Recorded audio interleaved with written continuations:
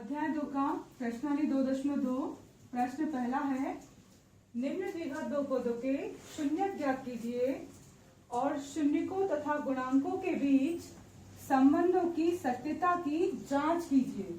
आपको शून्यक भी ज्ञात करना है और गुणांकों के संबंध की सत्यता की जांच भी करनी है। पहले हम निकालते हैं शून्यक। शून्यक निकालने के लिए हम इस बहुपद के पहले आसपास का गुणा करते हैं। आसपास की संख्या क्या है? यहाँ कुछ नहीं है तो 1 और यहाँ 8। 1 और 8 का गुणा होगा 8 ही। इसके हम अगर गुणनखंड निकाले 8 और 1 के तो 2 से जाएगा, 2 चौक 8, 2 दूनी 4 और 2 एकम 2। गुणनखंड आसपास की संख्या यहाँ कुछ नहीं है तो 1 और यहाँ 8। 1 और 8 का गुणा, उसके गुणनखंड निकाले 2, 2 और 2।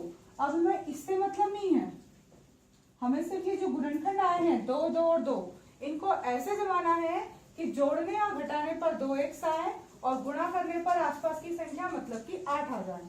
तो हम देखते हैं 2 दूनी 4। अगर इस 4 में से 2 को घटाते हैं तो बचेगा क्या? 2। जोड़ने या घटाने पर बीच की संख्या और उनका गुणा करने पर आसपास की संख्या।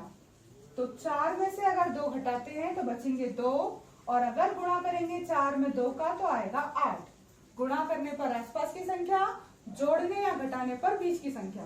तो तोड़ते हैं हम। पहली संख्या वैसी रहेगी x², आखिरी संख्या वैसी रहेगी 8। बीच की संख्या को तोड़कर लिखना है हमें, तो इस बीच की संख्या को क्या लिखेंगे हम? माइनस का 4x और प्लस का 2x। ये 4 और 2 को किस तरह तोड़ा? Minus 4x plus 2x। 4x में से 2x जाएंगे तो क्या बचेंगे? माइनस के 2x। इसका रूप बदल कर लिख दिया हमने।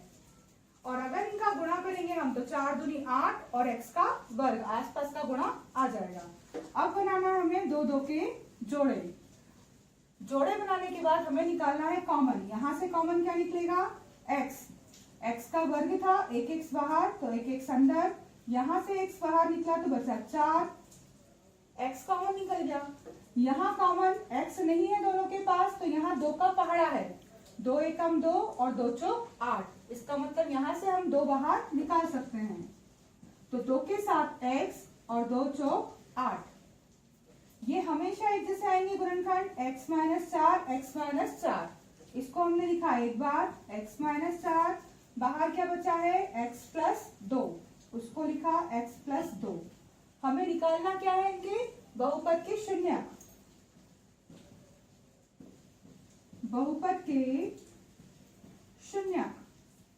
तो x - 4 जो है इसको बराबर करेंगे हम 0 के, तो माइनस का 4 उधर पक्षांतर में +4 हो जाएगा और x + 2 ये बराबर करेंगे 0 के, तो x का मान +2 काय में चला जाएगा? -2 में। यानी शून्यक क्या आ गए हमारे? शून्यक हैं 4 और -2। 4 और -2 इस बहुपद के शून्यक हैं। अब हमें इन शून्यकों की संबंधों की सत्यता की जांच करनी है। तो बहुपद में x वर्ग -2x -8 में, इसमें ये है a का मान, a का मान कितना है? 1। ये है b का मान है -2 और ये है c का मान -8। अब हमें सत्यता की जांच करनी है। क्या करनी है? सत्यता की जांच। तो शून्यकों का योगफल बराबर होना चाहिए बहुपदों का योगफल और शून्यकों का गुणनफल ये बराबर होना चाहिए बहुपदों का गुणनफल के। अब शून्यकों का योगफल, शून्यक क्या थे हमारे? 4 और -2, तो 4 उसमें योगफल जोड़ना है -2, यानी 4 ± -2। 4 में से 2 गए 2। शून्यकों का योगफल कितना आ गया हमारा? 2। शून्यकों का गुणनफल ये कितना होगा? शून्य के 4 और उसमें गुणा करना है -2 का। 4 दूनी 8 -8, ये गुणनफल। ये बराबर होना चाहिए बहुपदों के योगफल के। किसी भी द्विघात समीकरण में बहुपदों का योगफल होता है -b/a। तो -b का मान है -2 बटे में a का मान है 1, माइनस माइनस गुणा करने पर +2 और बटे में 1 को नहीं लिखते, तो ये LHS बराबर आ रहा है RHS। बहुपदों का जो गुणनफल होता है वो होता है c/a। c क्या है यहाँ बहुपद में?